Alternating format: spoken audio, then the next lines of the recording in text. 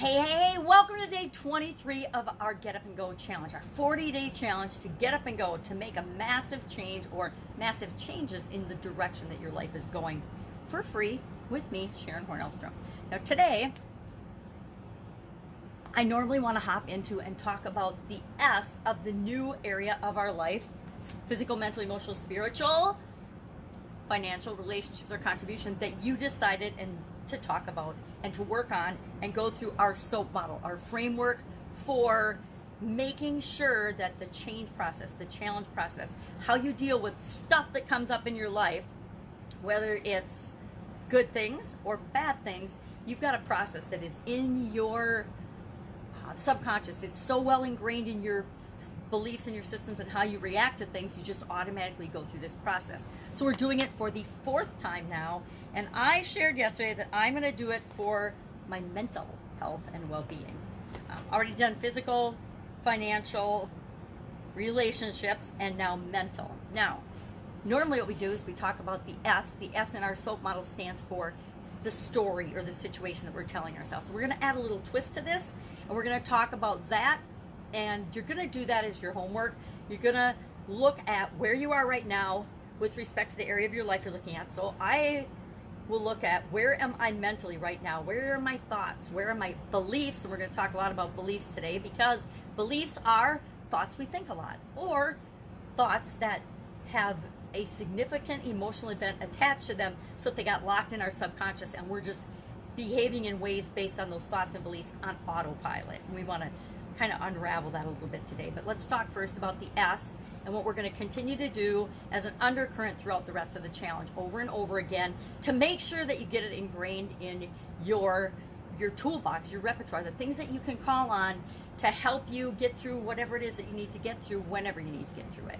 So where are you now versus where you want to go? You have to know those 2 points. So I actually couldn't sleep last night. I woke up about 1:30 and was actually doing this as I was laying there because I couldn't fall back asleep. I think it was something I ate for dinner yesterday. I don't know. Anyway, where am I right now and where do I want to be?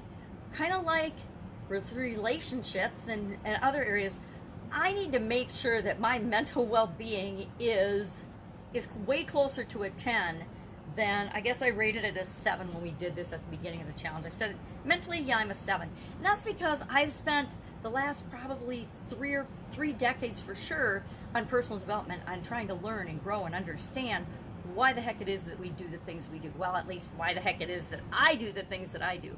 Because some of the things I've done in my lifetime and in my past, I look at and I'm like, what on earth was I thinking or believing at the time that I made that choice? Because we always make and do what we think is best for us on a conscious and subconscious level at any given moment.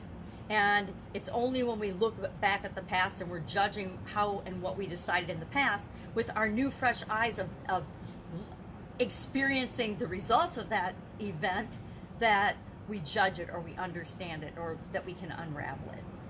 And I'll give you an example of that as we talk about beliefs.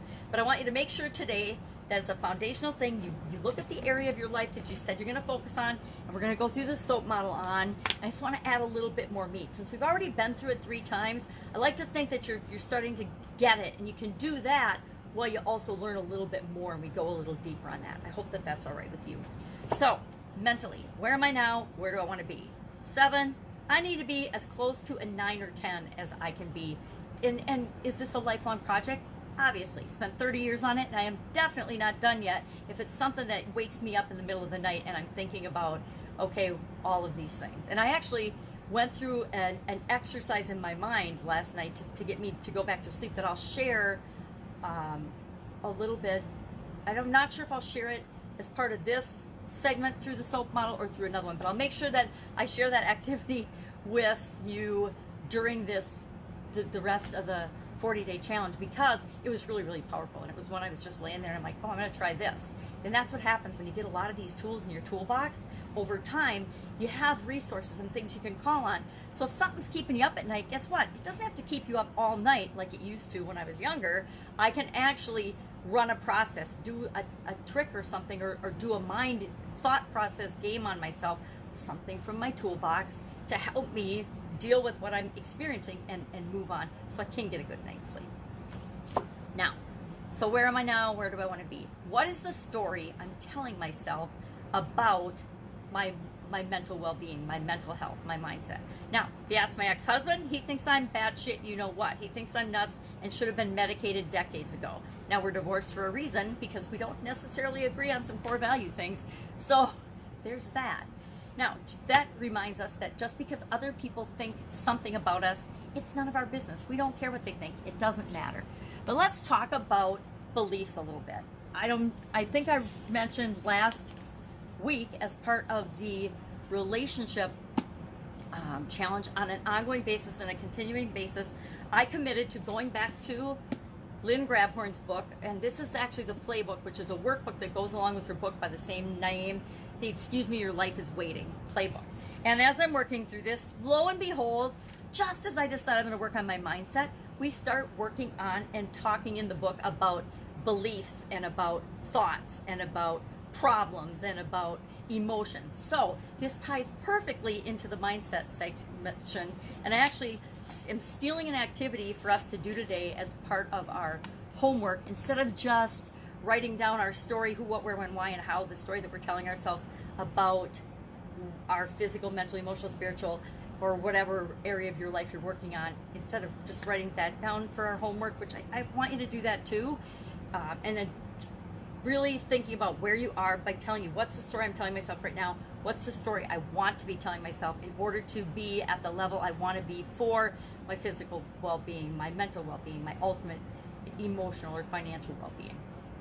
But beliefs tie into this, and why I'm saying this is because I want you to know I didn't make this up. I didn't make any of this up. I took it right out of this book, the things I'm going to share, because for a lot of people, this is a total mind-blowing couple of statements I'm going to make about beliefs. Now, we all know that there's universal beliefs, right? Beliefs that are generally held by many people. Now, just because many people believe something doesn't mean it's true, or at least true for you. Just because a lot of people believe that human beings are bad. So universal truths are what a lot of people believe.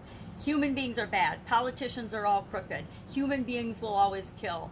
People are lazy. People are stupid. People are whatever. Those would be universal beliefs. Now, those are beliefs that are commonly held, but they may or may not be held by you, but they're just beliefs that are widely spread and widely believed by a lot of people. Again, just because a lot of people believe it doesn't mean it's true. Remember when people believed the world was flat? Almost everybody but Columbus believed the world was flat, and a few others, and that would have been a universal belief. Oh, the world's flat, this is just the way it is. And so universal beliefs are things a lot of people believe, but they change over time. As we know more, beliefs are either proven to be true or not true. Then there's personal beliefs. We've got universal beliefs on one hand, we have personal beliefs. Personal beliefs are the things that are just about you, just about me. I am ugly. I am too fat. I am smart. I am stupid. I am anything you fill in the blank with after I am. Those would be personal beliefs. Beliefs that you just believe about yourself. Universal beliefs would be beliefs you believe about the world or the universe or other people or your husband or your kids. All of those are often universal beliefs because a whole lot of people believe them. But the beliefs about yourself, those are your personal beliefs. Those are, and we need to understand both, right? And we need to know that we can reject both types, right? If I believe that I'm not good enough, that is a belief that is an absolute lie, and I can totally choose to reject that. As can you, by the way. So, two types of beliefs, but what is it about beliefs that makes them so powerful? Well, I'm going to actually go to the page, grab my magnifying glass, and share it with you word for word so that I don't muck it up. Otherwise, I might muck it up. I did write it big so that I could read it, but I can't see it anyway, so I might as well read it right out of the book. So on page 8 of this playbook by Lynn Grabhorn, she says, beliefs make up our subconscious. Whatever we believe, we live. Whatever we believe, we attract or we repel. If we believe we're not good enough, anytime good tries to come to us, guess what? We're pushing it away, pushing it away. If we believe we deserve a promotion and we wholeheartedly believe it, we're doing things that will attract that promotion to us. If we believe we really don't deserve it and so-and-so deserves it more than us, guess what's going to happen? So-and-so is going to get the promotion because we're going to inadvertently do things to make that person look better and ourselves look not as good or not as qualified. And you don't have to believe this. The cool thing about beliefs, the really interesting about beliefs, just like universal laws, they apply to us whether we believe it or not. Now, if you would have asked me, and let's just do a couple things more. Then she says, beliefs create our reality. Now, I've been in many an argument with my ex-husband and other people about beliefs and expectations and whether they actually impact us and what we create in our life or not. And I will say, I believe, and I live in alignment with Lynn Grabhorn on, if we believe a thing, the effect will follow no matter what. And I have a huge personal example that I will share in a minute and back that up. If we believe a thing, we will experience what we believe. And until we can control our beliefs, they will control us. Now, I'm going to share a quick story. When I was running several businesses, I was married to my husband, had two teenagers, one that had just gone to college, one who was a challenging teenager. I was involved in a business with a very unethical, immoral, horrible business partner, because sometimes we make the wrong choice in the people that we align ourselves with, and that's a huge lesson that we learn. And he had gotten us in a lawsuit with the municipality we live in, and the neighbors were ganging up on what I felt like was me. It was really him, but it felt like it was me because I was, part owner and tied to this business personally, in name and in everything. And I, at that same time, found out that my husband had a girlfriend. Now, I don't know about you, but my belief system is that my husband shouldn't have a girlfriend when I'm married to him and he's living with me. So that was a moral mix and a moral miss for me. So all of this stuff was happening simultaneously. Lawsuit, ex-husband, business challenges, really bad business partner, normal teenage angst and teenage challenges and love life stuff and issues. And I wasn't taking care of myself physically at all. I wasn't sleeping. I was definitely not eating right. I was living on diet soda and coffee and then maybe a bag of jalapeno chips sometime during the day or before I went to bed. And everything in every area of my life was collapsing in. And it wasn't until after I had a sudden cardiac arrest and died that I did any of this work, that I did the work to figure out what the hell happened to me and how could this happen. Because in my conscious mind, I had never even heard of a sudden cardiac arrest. And because of the event, statistically, I should be not here talking to you. I shouldn't have survived that event. There's no reason I should have survived that event except a whole lot of circumstances aligned perfectly that I was saved and I was brought back to life. And it was the first police car ICD, or it's not an ICD, a cardiac defibrillator that they'd ever use in a police car, and it saved my life. So they were all excited about that. Yeah, I got an award for surviving because the cardiac device worked. And that was awesome. The people that came together and saved me, they definitely saved my life. And I'm here because of their quick action and because of the things that they did. The bartender gave me CPR. That I wasn't hanging out in a bar. I was cutting through a bar, just to put that out there. But overall, I didn't understand what had happened to me. When I woke up in the hospital a week later after being in a coma and frozen, I didn't know what happened to me. So I went on a journey to find out what the heck happened. And then part of that was I discovered these things. What you believe, what you think about, you create in your life, whether you believe it or not. And I'm a prime example of that because for a couple of weeks up to my sudden cardiac arrest, and it was only a couple of weeks, it was maybe 3 or 4 weeks, every day, and I'm sure hundreds and hundreds, if not thousands of times a day, something would happen, and in my brain, I never said it out loud, but in my brain over and over again, I was saying, I can't handle this. This is too much. This is one more thing in my little red wagon. I can't take it. I don't know what to do. Things like that over and over again, all day, every day. No matter what happened, I had a stoic face on. I was dealing with situations, but on a subconscious level, in my head, all the chatter and all the talk was, I can't take this. I can't take this. I can't take this. I can't do one more thing. I don't know what to do. Those things over and over again, up to and including the point where I walked out of a city council meeting, cut through the upstairs of my business to go downstairs and dropped dead on the floor. So I became an avid believer in the power of our thoughts and the power of our beliefs to impact every area and aspect of our life, up to and including not having our life anymore. So it doesn't matter if you believe that or not. It didn't matter if I believed it or not, because it actually happened to me.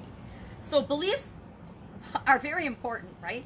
A lot of times we don't know where they came from. And we're not going to explore where they came from, because that's like a course in and of itself, and what to do with it and how to overcome the beliefs. But what I would like you to do for an exercise today is go ahead and on a piece of paper, just take a piece of paper, and obviously I'm thinking, since I'm using a notebook like this to do the workbook with the book, I just divided it in half. But on one side, I want you to list off some of your beliefs. List off your beliefs. You know, I'm not good enough, I'm too old, I'm too young, I don't have enough education, I never went to college. Whatever your beliefs are, and make them about the area or the aspect of your life that you're talking about, or some of those universal things, right?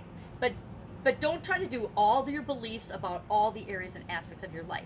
What you'll find is you do it and you break it down for the different areas of your life, and I recently did this, you'll see the same beliefs coming up in more than one category, if they're related.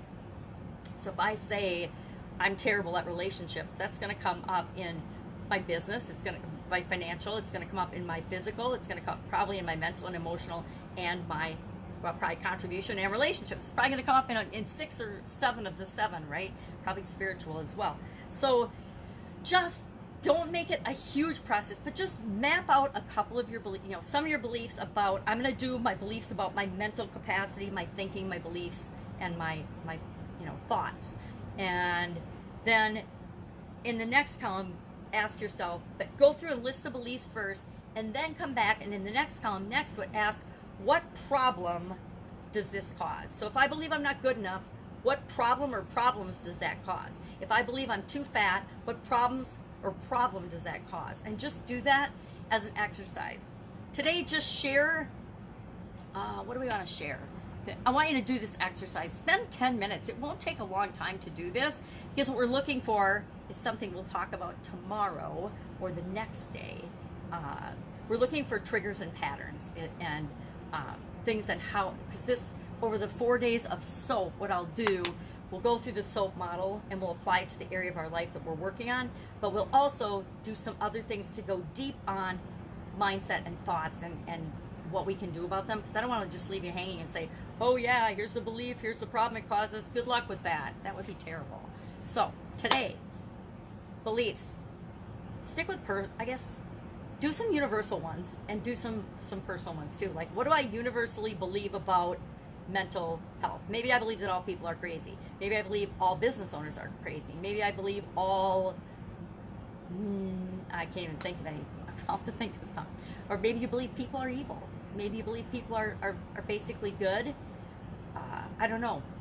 Share a couple universal ones, and then share, and not share, just do some universal ones, and then also do some personal ones. I am blank. I am blank. And then on the other side of that, what problem does that create and cause for you in your life right now? Or is it, or has it caused you in the past? Because sometimes we'll look at beliefs that we used to believe, and we saw clearly the problem that it was causing in our life, and we realized that continuing to believe that and dealing with the problem that it's created in our life is worse than giving up our attachment to that belief. Love to know what your questions are about this. Go ahead, share in the comments below. Share in the comments today, just, you know, a sentence or two about your story, where you are and where you want to go. And it doesn't have to be details, just where you are in the area that you're working on and where you want to go. One sentence. You can do that in one sentence. But do that exercise, you know, who, what, where, when, why, of where I am right now with my mental capability, who, what, where, when, why, and how do I want to be in the future. So we have where we are versus the vision of where we want to go. We want to create those things for our S, for our story, our situation.